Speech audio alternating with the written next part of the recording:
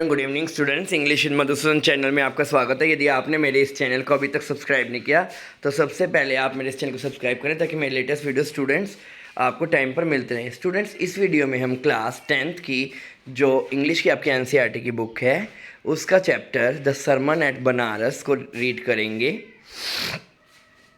The sermon at Banaras, ठीक है, जो महात्मा बुद्ध ने अपने उपदेश दिए थे बनारस के अंदर, उसके बारे में इस चैप्टर में आपको बताया गया, जिसे हम रीड करने जा रहे हैं। बिफोर यू रीड, तो इसमें कुछ एक्टिविटी है, ये आप अपने आप देख लेना। तो हम चैप्टर को रीड करेंगे। इसमें गौतम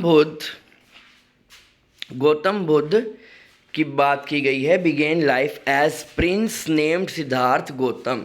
तो गौतम बुद्ध ने अपने जो जीवन को एज अ प्रिंस, एक राजकुमार के रूप में उनकी लाइफ बिगिन हुई थी। सिद्धार्थ गौतम उनका नाम था, ठीक है। इन नॉर्दर्न इंडिया में एट 12, जब वो 12 साल के थे, वो sent away for schooling in the Hindu sacred sculpture. तो उनको कहाँ पर स्कूलिंग के लिए भेजा गया? He was sent away for schooling in the Hindu sacred sculptures and 4 year later. तो वहाँ पे उन्होंने जो हिंदू के पवित्र ग्रंथ होते हैं हिंदुओं के, उनको उन्होंने पढ़ा 4 साल तक। और उसके बाद जब वो घर वापस आए तो उनकी एक राजकुमारी से शादी कर दी गई थी। दे हैड सन, उनका एक बच्चा भी हुआ। Lived for 10 years as befitted royalty. तो उन्होंने बड़ा शाही जीवन, रॉयल लाइफ उन्होंने जी थी 10 साल तक।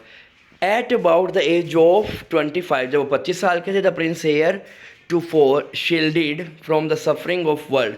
तो वो बड़े व्यथित हो गए थे जब उन्होंने अपने आसपास दुख देखा था, जब वो 25 साल के थे।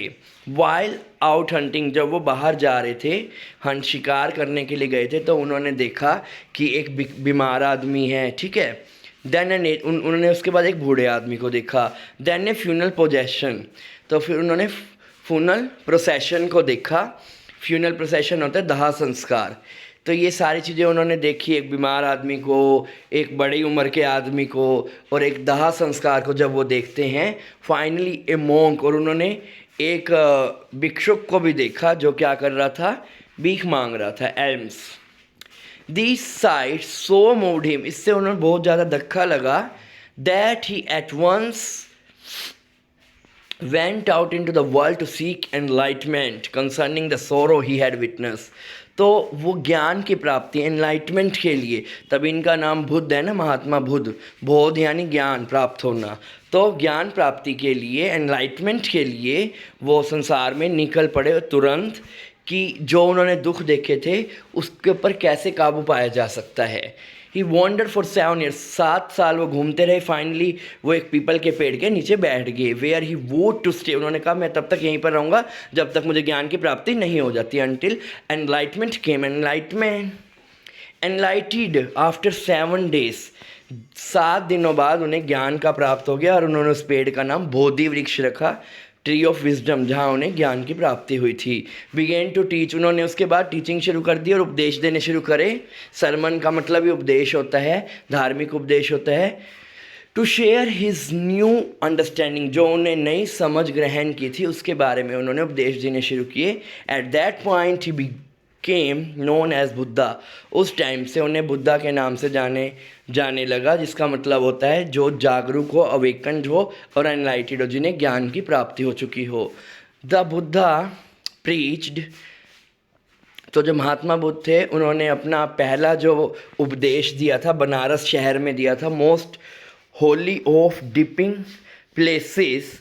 तो ये जहाँ पे स्नान किया जाता है गंगा नदी में, तो ये बहुत ही पवित्र स्थान था। That sermon has been prescribed and given here, तो जो उन्होंने उपदेश दिए थे, धार्मिक उपदेश दिए थे, उसको हमने यहाँ पे इस चैप्टर में देखा है, आगे हम पढ़ेंगे।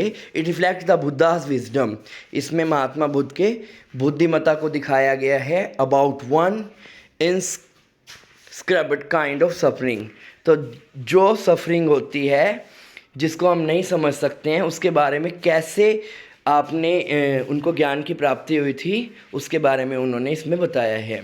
किस्सा गौतमी नाम की अभी लेडी थी, हैड एन ओनली सन, उसका एक ही बेटा था और वो भी मर गया। In her grief she carried the dead child, वो मरे हुए बच्चे को इतने दुखी हो गई कि वो पड़ोस में लेके गई, आस पड़ोस में, और लोगों को कहने लगे कि मुझे एक मेडिसन दो, asking them for medicine, and the people said she has lost her senses. लोगों ने कहा कि ये तो पागल हो गई है, इसकी सेंस खत्म हो गई है, यानी इसको कुछ समझ नहीं आ रहा, ये तो मरा हुआ बच्चा है, और मरे हुए लड़के को वो कहती जिंदा कर दो।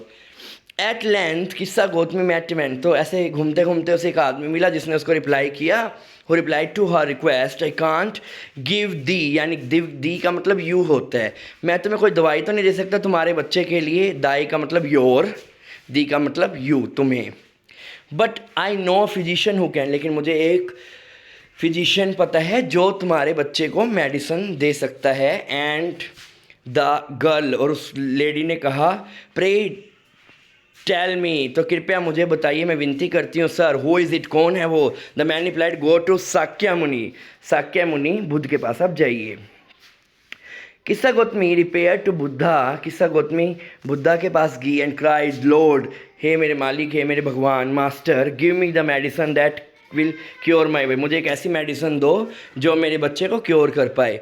The Buddha answered, I want A handful of mustard seed, तो बुद्धा ने कहा कि मुझे ठीक है, मैं ठीक कर दूंगा, लेकिन तुम क्या करो, मुझे ऐसे मस्टर्ड के बीज ला के दो। And when the girl enjoy, वो जो गर्ल थी वो खुशी से पागल होगी, प्रोमिस करा उसने कि वो तो ला के दे देगी आपको, क्या ला के दे देगी, सरसों के बीज। द बुद्धा, लेकिन बुद्धा ने और भी शर्त रखी कि mustard seed must be taken from a house, ऐसे घर नहीं सुनते जहाँ पर कोई भी बच्चा ना मरा हो, या पति ना मरा हो, या माँ बाप ना मरे हों, या कोई मित्र की डेथ ना हुई हो।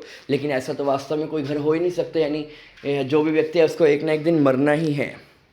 पुअर बेचारी किस्सा गौतमी क्या हुआ, नाउ वेंट फ्रॉम, एक घर से दूसरे घर गई, और जाते हुए द पीपल पिटेड, लोगों ने उस पर तरस खाया और कहा यहाँ पर सरसों के बीज हैं, टेक इट, से ले जाओ। लेकिन जब उसने उनसे पूछा, डिड ए सन, क्या एक बेटा या फिर बेटी या पिता या माँ, कोई व्यक्ति तुम्हारे घर में मरा है, उन्होंने कहा मरे हुए लोगों की संख्या ज़्यादा है, the living are few but the dead are many, बहुत सारे लोग मर चुके हैं। डू नॉट रिमाइंड अस, हमें अपने सबसे ज़्यादा दुखी करने वाली बात को रिमाइंड मत कराओ, मुझे हमें वो चीज़ें याद मत दिलाओ उनकी मृत्यु के बारे में। And there was no house, ऐसा कोई भी घर नहीं था जहाँ पे किसी अपने प्रियजन, बिलवर्ड वन की डेथ ना हुई हो। किस्सा गौतमी बहुत he became Veeri and hopeless, वो निराश हो गई थी पूरी तरह से। एंड सेट डाउन, और वो बैठ गई साइड में, शहर में जहाँ पर लाइट है, watching the lights of the city as they flickered up, वो फ्लिकर कर रही थी और उसके बाद वर एक्सटिंग्विश्ड अगेन, और उसके बाद वो जली और बुझ गई। At last the darkness of night reigned everywhere, और हर जगह अंत में अंधेरा हो गया।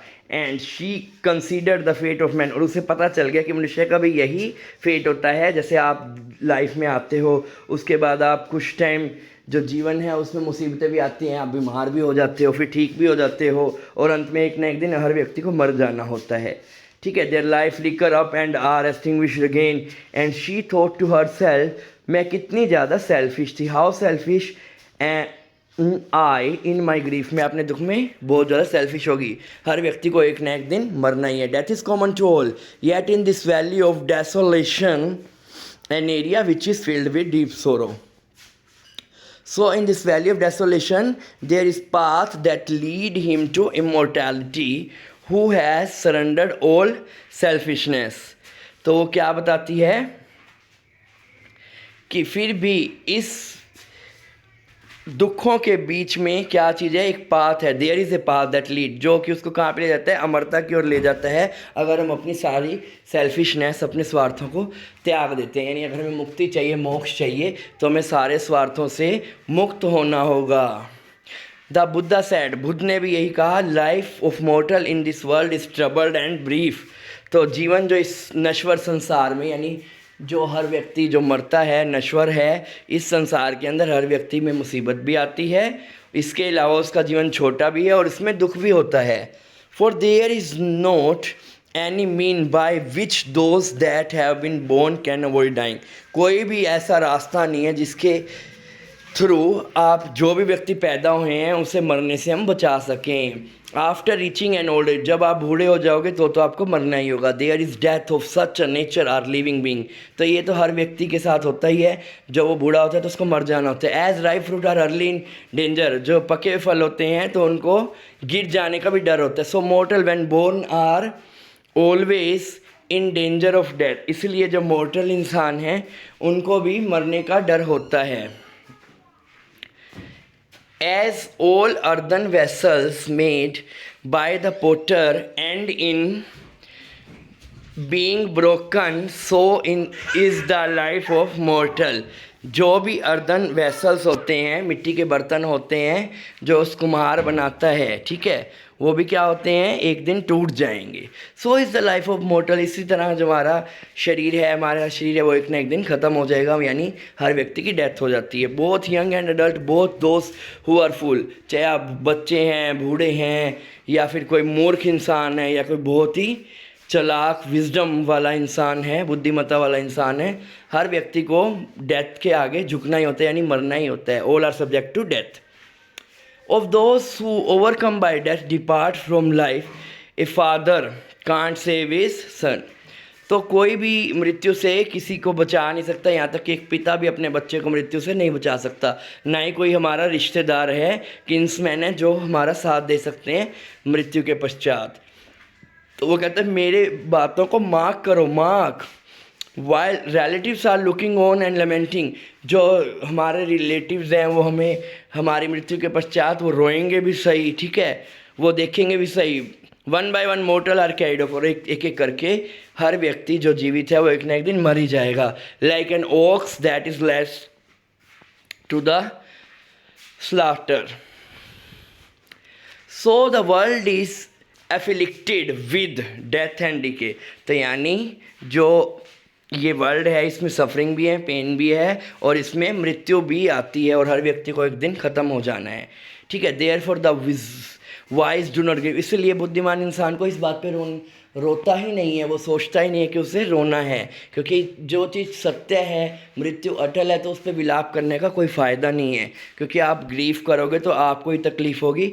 इसके बजाय हमें किसी भी चीज़ पर, किसी के मरने पे, किसी चीज़ को लॉस करने पे विलाप व्यर्थ में नहीं करना चाहिए, क्योंकि ये तो परम सत्य है। Knowing the term of word, तो ये शर्त तो संसार की है कि हर व्यक्ति को एक न एक दिन नष्ट होना है। Not from weeping nor from grieving will anyone obtain peace of mind, अगर आप रोगे, विलाप करोगे, किसी को भी इससे शांति नहीं मिलनी, यहाँ तक कि ऑन द कंट्रेरी, उल्टा इसका क्या होगा, इस पेन विल बी ग्रेटर, और भी ज़्यादा उसको दुख होगा, उसका शरीर भी ख़राब हो जाएगा, है ना, रो रो के वो अपनी हालत भी ख़राब कर सकता है। ही विल मेक हिमसेल्फ सिक, अपने आप को बीमार कर सकता है, वो पीला पड़ जाएगा। Yet the dead are not saved by, उसके रोने से भी ये तो नहीं हो सकता कि कोई व्यक्ति मृत्यु से बच जाए, तो इसलिए हमें व्यर्थ में विलाप किसी इंसान के मरने पे नहीं करना चाहिए, यहाँ तक कि उसकी आत्मा को भी दुख होगा। He who seeks peace should draw out the arrow of lamentation, तो जो शांति चाहता है उसे दुख के, विलाप के एरो को बाहर निकाल देना चाहिए, ताकि उसको शांति प्राप्त हो। द कंप्लेन एंड ग्रीफ, उसको कंप्लेन, शिकायत नहीं करनी चाहिए, उसको दुख नहीं मनाना चाहिए। He who has drawn out the arrow, जिसने इस एरो को बाहर निकाल दिया, has become composed with obtain peace of mind, उसी व्यक्ति को क्या होगा, पूरी तरह से शांति प्राप्त हो गई, ठीक है।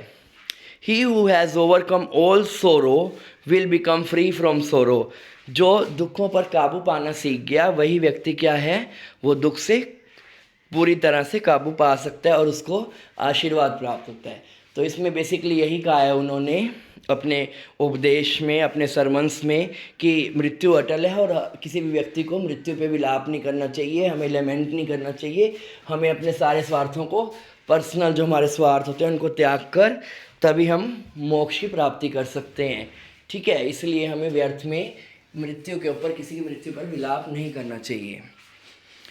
ये जो इस चैप्टर का जो सोर्स है वो बैटी रेंशो से लिया गया है, value and voices a college reader. आशा करता हूँ जो मैंने आपको इस चैप्टर का एक्सप्लेनेशन दिया आपको अच्छे से क्लियर हो गया होगा। वीडियो पसंद ऐसे लाइक कीजिए, चैनल को सब्सक्राइब कीजिए। Thanks for watching the video.